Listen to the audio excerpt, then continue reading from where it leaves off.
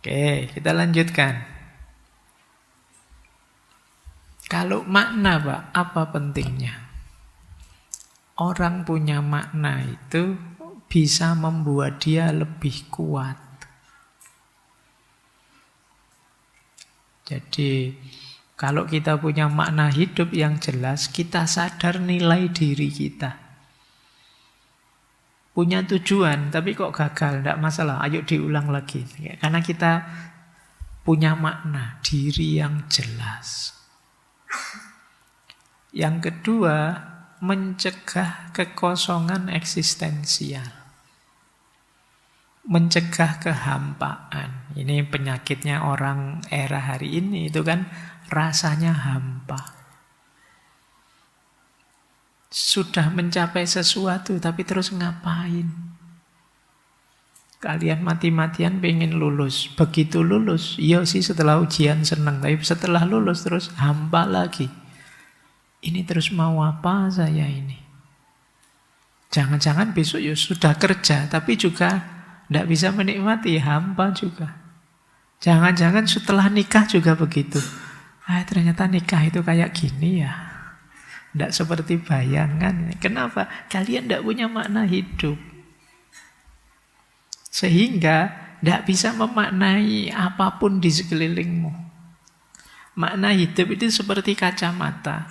Yang kalian melihat apapun dengan kacamata itu. Tapi kalau tidak punya makna hidup, kamu tidak punya frame, tidak punya kacamata untuk memahami hidupmu. Jadi kalau ditanya, ini penting enggak? Ini baik enggak? Kamu udah bisa jawab.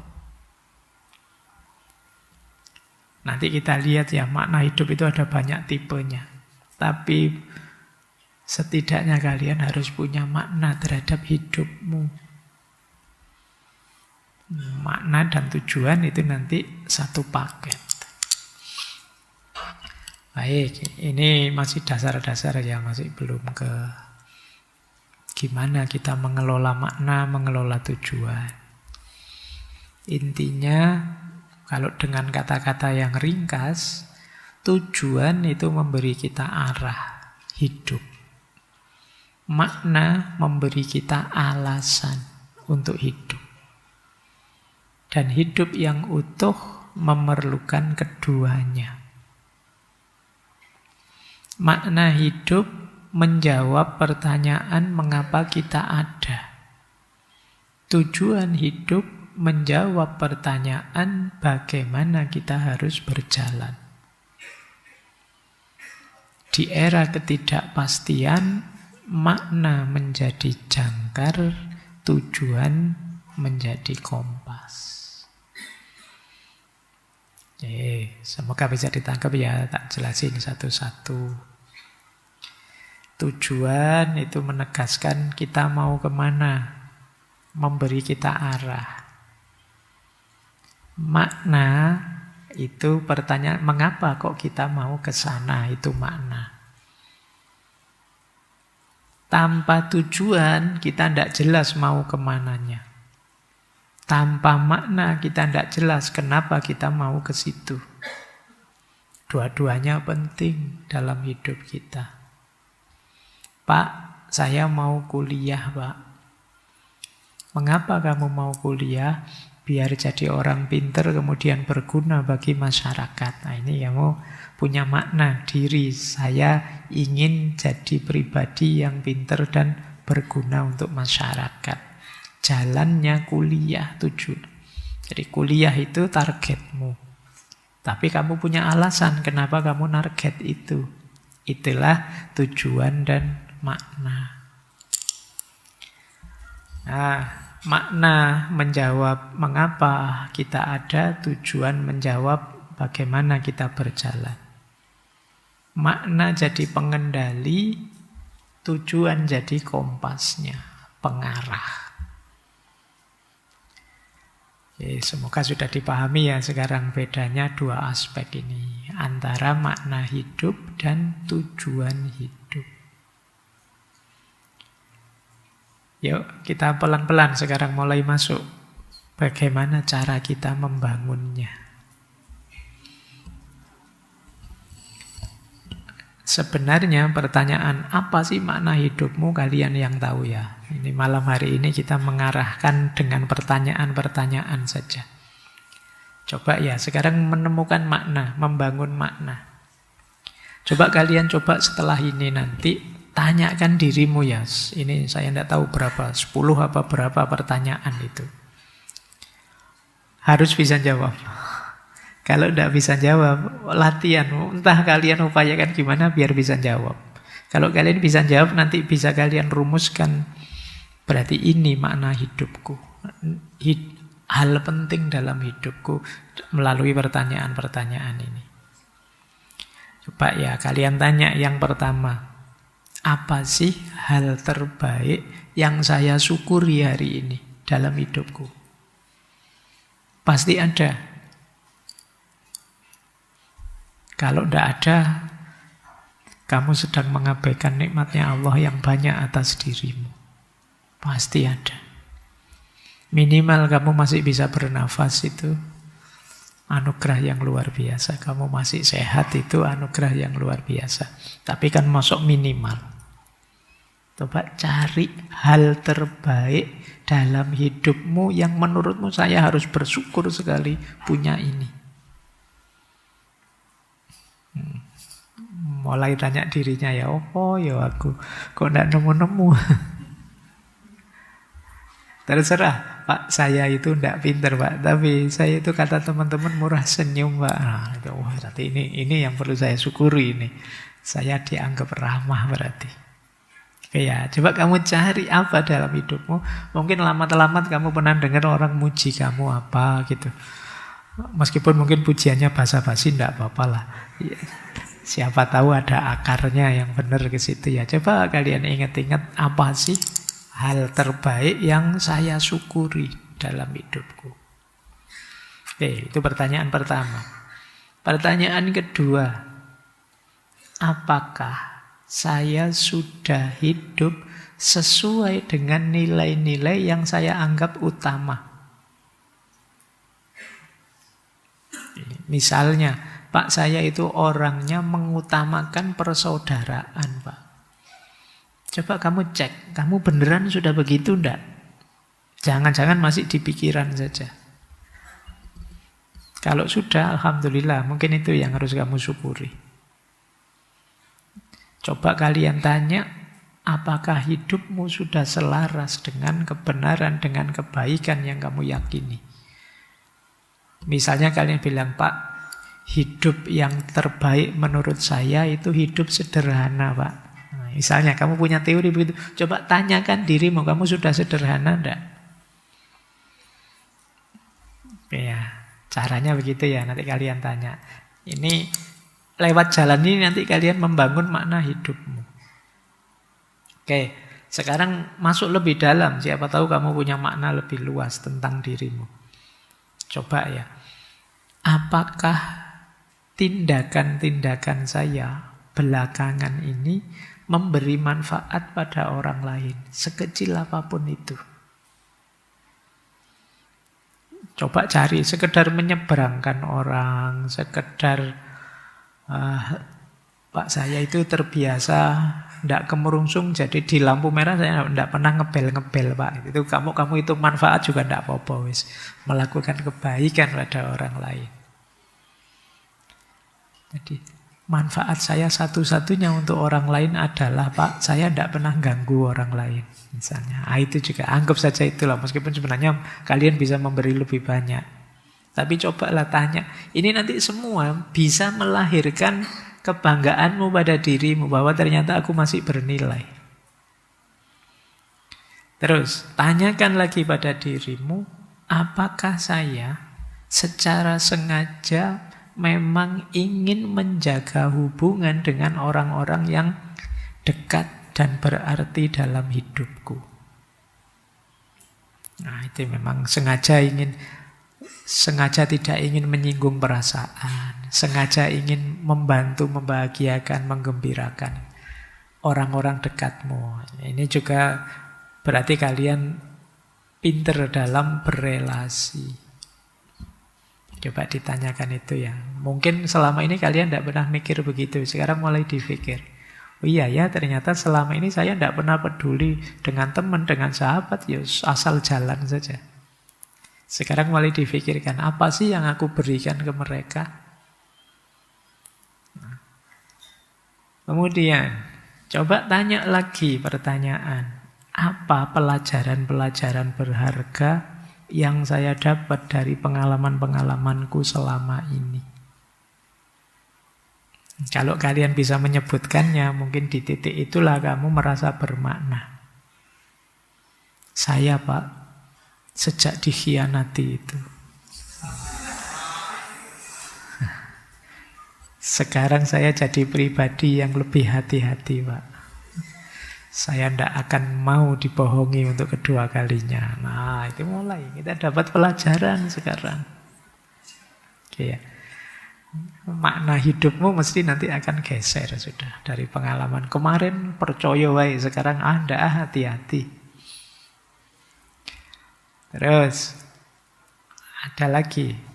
Apakah saya sudah menggunakan kemampuan saya untuk sesuatu yang bermakna? Tadi kan hal pertama yang kamu tanyakan, apa yang bisa saya lakukan yang terbaik yang harus saya syukuri. Dengan kelebihanku itu, apakah aku melakukan sesuatu yang penting, yang bermakna? Atau jangan-jangan saya tidak melakukan apa-apa, atau melakukan hanya untuk kepentinganku yang egois saja. Coba kamu tanya dirimu. Terus, ini mungkin lebih luas lagi. Apa momen-momen dalam hidup yang membuatmu merasa benar-benar hidup, benar-benar berarti? Ketika saya lulus kuliah, Pak, atau ketika saya bisa sedikit mengembirakan orang tua, Pak, ketika saya bisa membantu teman, Pak. Coba kamu cari momen-momen yang kalian merasa benar-benar hidup saya. Saya itu ternyata hidup ya ada artinya. Ada gunanya saya hidup. Itu penting, membangun praidmu, kebanggaan dirimu. Oke, sekarang mulai lebih dalam. Apakah saya sudah meluangkan waktu untuk lebih dekat terhubung dengan sesuatu yang lebih besar dengan diriku? Saya tahu mungkin kalian ya sholat sih, lengkap sih 5 waktu. Tapi kesadaranmu untuk terhubung dan dekat dengan Allah, dengan Tuhan, itu apa? Hidup. Wong kadang-kadang kita sholatnya lengkap, tapi ya kesadarannya tidak nyantol sama sekali. Ya sholatnya ya sudah benar, Allahu Akbarnya ya jalan, tapi ya kesadaran ilahiyahnya lupa. Sampai wong sholat saja kan kalian sering lupa rokaatnya tuh. Ini 3 apa 2 ya tadi itu. Nah ya, jumlah rokaatnya saja lupa, apalagi Allahnya.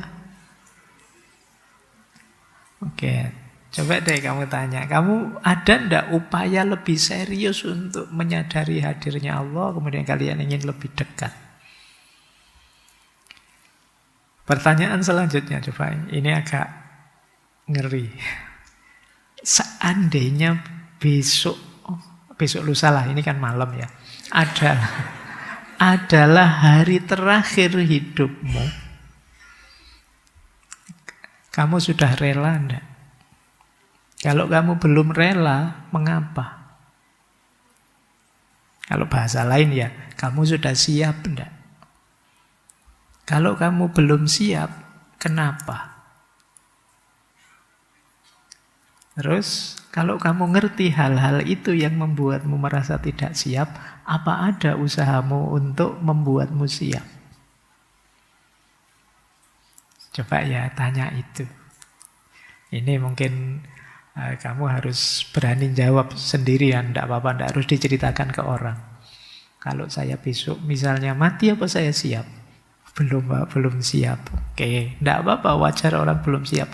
Menurutmu yang membuat dirimu tidak siap itu apa? Misalnya ya, Pak, saya itu ibadahnya masih kurang. Sip, kamu tahu jawabannya. Ada tidak upayamu untuk biar ibadahmu tidak kurang lagi? Pak, saya masih banyak dosa sama orang lain. Nah, oke, kamu sadar itu. Sudah tidak kamu upayakan untuk menebus dosa-dosa, mau minta maaf, kemudian menobatinya dan lain sebagainya. Karena tadi loh, di depan saya bilang kafa bil mauti wa idzon. Cukup kematian sebagai nasihat. Wong kita semua kalau ditanya kematian itu datangnya pasti nanti, apa bisa tiba-tiba? Kan kalian mesti jawabnya bisa tiba-tiba kapanpun, Pak. Berarti besok kan mungkin saja Pak. Lah kamu siap? Mesti saya yakin semua jawab belum, Pak. Kan mesti gitu. Loh, kalau kamu belum siap, mengapa? Nah, kalau kamu bisa menjawabnya, ya berarti siapkan dirimu sejak sekarang. Gitu loh. Kalian masih diberi kesempatan oleh Allah. Maka yang terakhir itu penting. Apa satu langkah kecil atau hal kecil yang bisa saya lakukan besok untuk membuat hidupku lebih bermakna? Pak ya, kalian tanya diri, besok ini, nanti tiap malam boleh kalian tanya, besok ini saya harus melakukan apa yang membuat hidupku ini ada gunanya, lebih bermakna. Oke. Apapun itu, termasuk hal yang paling kecil. Mungkin sekedar menepati janji dengan teman, mungkin sekedar kuliah on time, tidak telat lagi, mungkin sekedar itu. Coba ya kamu, besok ada hal baik apa yang bisa aku lakukan? Tanyakan dirimu itu. Oke ya teman-teman, pertanyaan-pertanyaan ini coba sering kalian tanyakan pada dirimu, usahakan kamu jawab, di situ kalian akan menemukan kebermaknaan dirimu. Kalian akan sadar, ya minimal aku mungkin tidak punya banyak uang, tapi diri ini masih bernilai. Yuk, kita lanjutkan. Sekarang mengukurnya.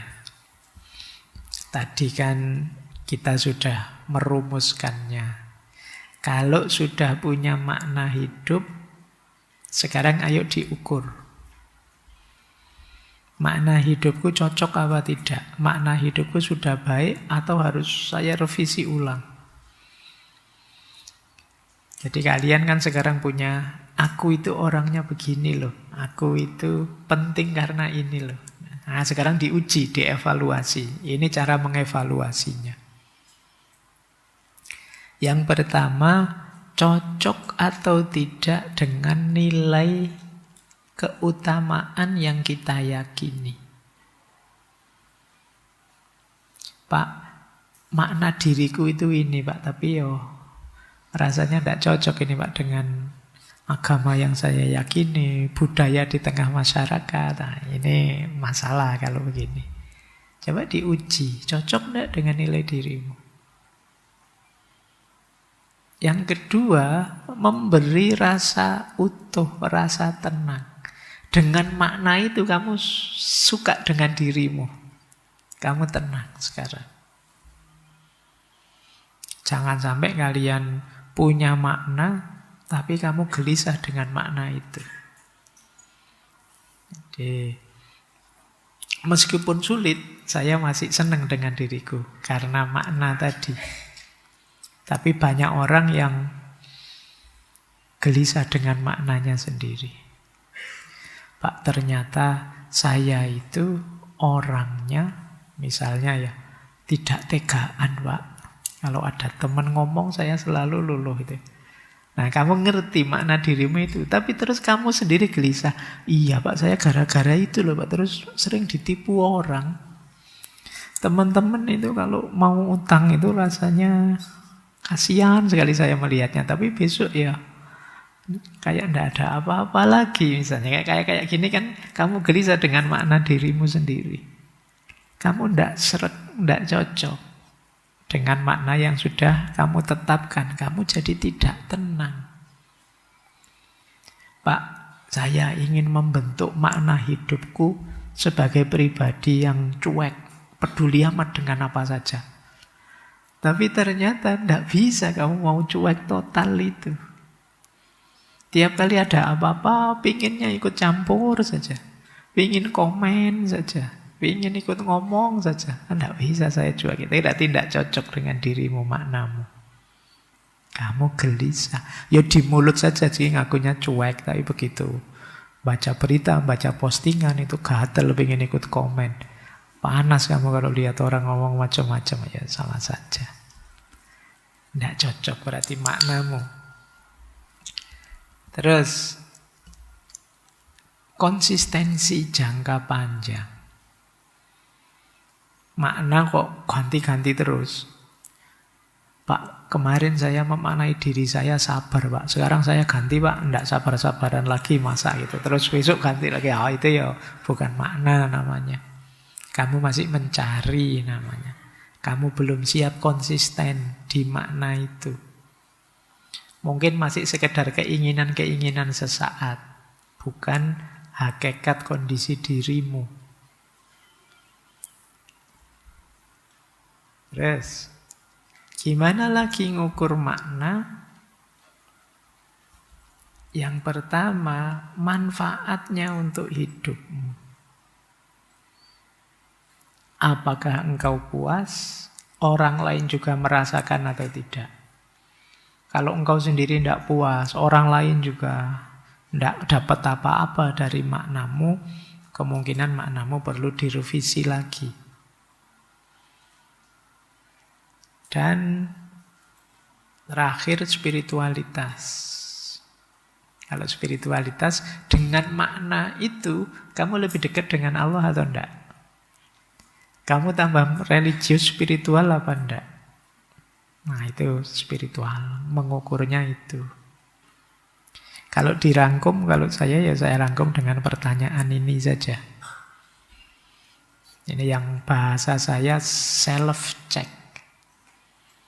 Menguji diri. Tanyakan pada dirimu, apakah makna hidupku membuatku lebih kuat menghadapi kesulitan? Resiliensimu meningkat.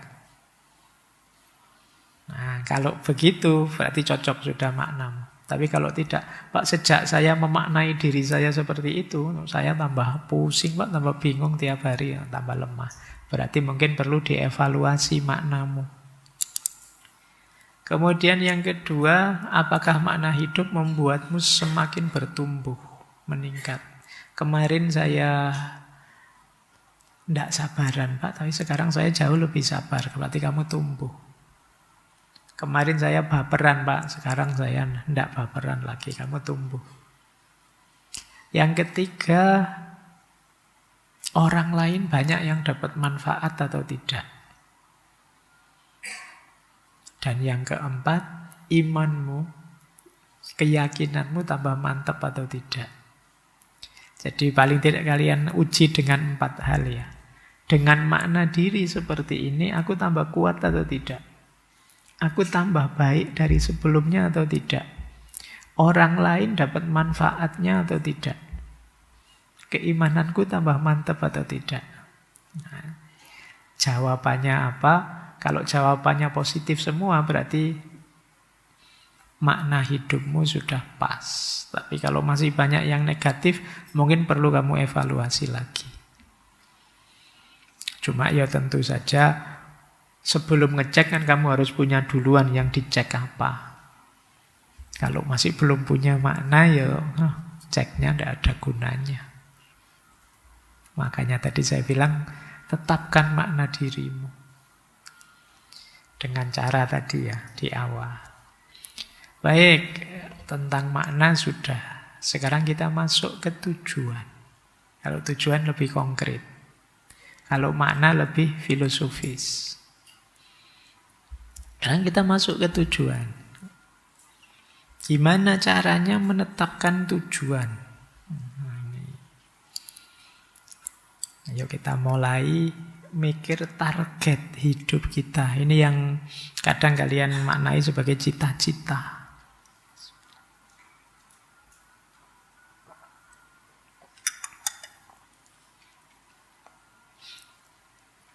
Yang pertama, mengenali dirimu dan juga nilai-nilai yang kamu yakini. Tanyakan dulu, apa sih yang menurutku benar-benar penting? Kejujuran, ilmu, keluarga, spiritualitas. Coba kamu tanya dirimu ya, apa yang paling penting dalam hidupmu? Kalau kalian sudah bisa menyebutkannya, berarti lakukan apa saja sesuai dengan hal yang kamu anggap paling penting tadi. Kalau kalian masih belum bisa jawab ini, ya berarti kalian nanti sulit menetapkan tujuan. Tujuan itu kan kalian arahkan ke hal yang menurutmu paling penting. Kalau sudah ketemu jawabannya apa, yang kedua boleh, kalau ini populer sih di ilmu manajemen, gunakan prinsip SMART. Tetapkan tujuan yang SMART. SMART itu S-nya spesifik, M-nya measurable, A-nya achievable, R-nya relevan, dan T-nya time bound. Spesifik itu jelas, tidak kabur. Awas tercampur dengan makna. Kalau makna mungkin kalian bisa, Pak, saya ingin jadi orang yang berguna bagi nusa, bangsa, agama. Ya, gitu kayak zaman kamu SD kalau ditanya cita-cita susah jawabnya yang ingin jadi orang yang berguna bagi nusa, bangsa, agama, dan orang tua misalnya. Nah, iya. Tapi ini kan masih kabur. Tetapkan tujuan yang spesifik. Pak, saya ingin 5 tahun lagi sudah lulus S3. Meskipun sekarang S1 baru.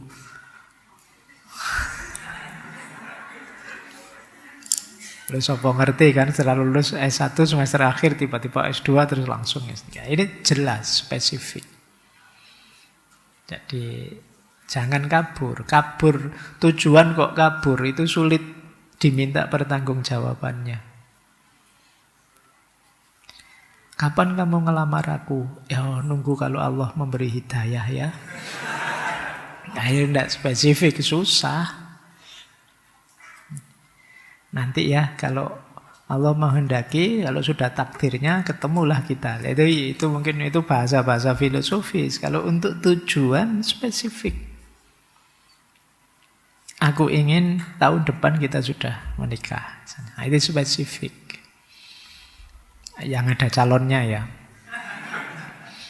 Jadi bukan yang kabur. Kan banyak itu yang tujuannya sih jelas tapi masih kabur. Kaburnya itu, Pak, insya Allah tahun ini saya tekadi nikah, Pak. Lah calonnya ada? Belum, Pak. Itu ya doa.